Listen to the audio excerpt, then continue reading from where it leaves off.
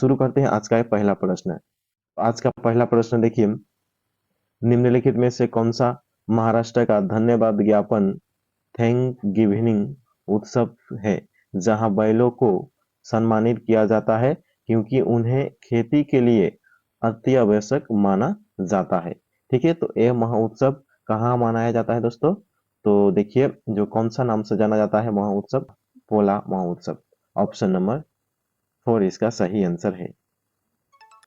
मास और मार्क्सिया निम्नलिखित में से किस के अंतर्गत आता है? तो इसका सही आंसर है ऑप्शन नंबर 3 बायरोफाइटा।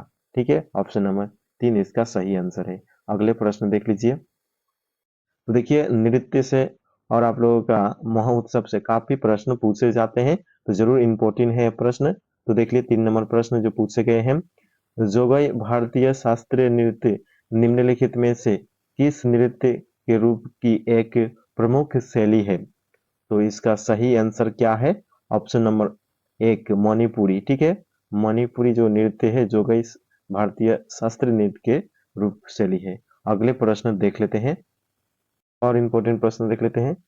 निम्न में से क्या 7वीं पंचवर्षीय योजना के मुख्य उद्देश्य में से एक था? तो इसका सही आंसर है खाद्यान्नों के उत्पादन में वृद्धि। ऑप्शन नंबर 2 इसका सही आंसर है। अगले प्रश्न देख लेते हैं। किसने सितंबर 2022 में कोच्चि में भारत के पहले स्वदेशी एयरक्राफ्ट कैरियर आईएनएस विक्रांत को प्रमाणित किया?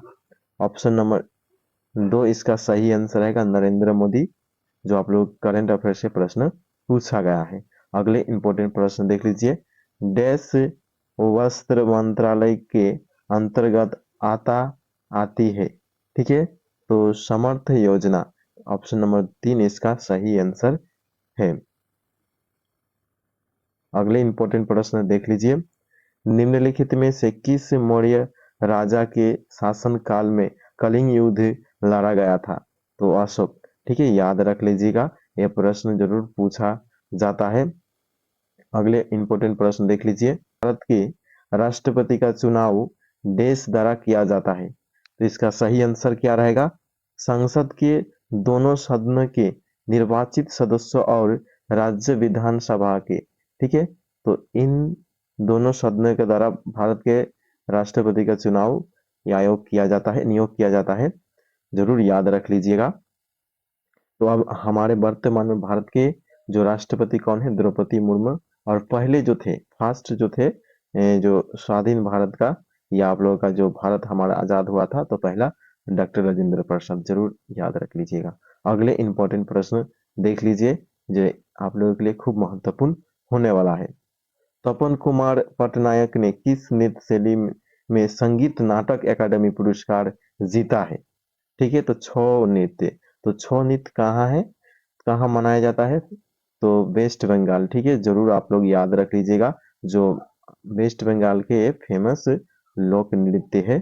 ठीक है, इंपॉर्टेंट प्रश्न देख लीजिए। महात्मा गांधी नए श्रृंखला के 2000 रुपए के बैंक नोट के पृष्ठ भाग पर देश का चित्र है, तो मंगलयान का। ठीक है, जरूर आप लोग 2000 जो रुपए है उसका नोट आप लोग देखे होंगे, तो याद कर लीजिएगा, उसमें जो मंगलयान का चित्र दिया गया है, ये प्रश्न पूछा गया है। ठीक है, अगले और इम्पोर्टेंट प्रश्न देख लेते हैं।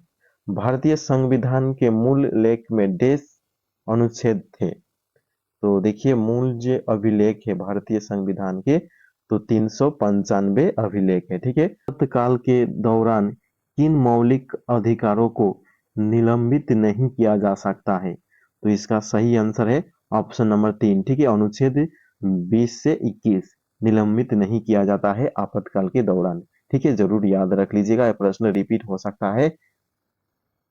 एक और इम्पोर्टेंट प्रश्न देख लेते हैं। देखिए, 1958 में डोवर से कैलिस तक इंग्लिश चैनल को पार करने वाले पहले भारतीय कौन थे?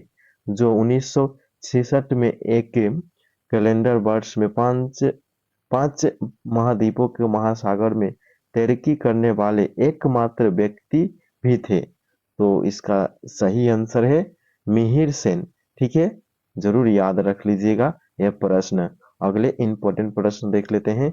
जो सी अक्षांश रेखा भारत के मध्य से होकर गुजरती है, जो देश की जलवायु को प्रभावित करती है। तो इसका सही आंसर है कर्क रेखा। ठीक है। और फिर राजस्व प्राप्तियां जिनका सरकार पर दावा नहीं होता है क्या कहलाती है। तो इसका सही आंसर है गैर